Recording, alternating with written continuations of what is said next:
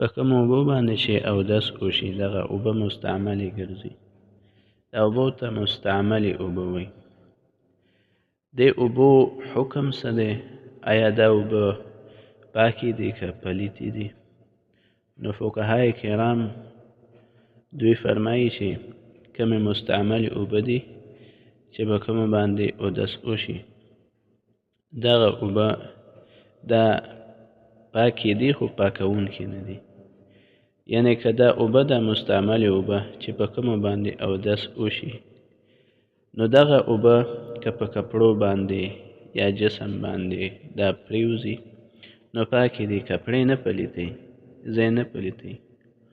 خو که چېرته دې اوبو باندې څوک دا مستعملې اوبه جمع کړي، یعنې اوبو باندې اودس وکړه، دا اوبه جمع شي او یو سړی دې باندې بیا اودس کوي نو بیا پرې اودس نه کېږي، ځکه دې باندې حدث لرې شوی دی.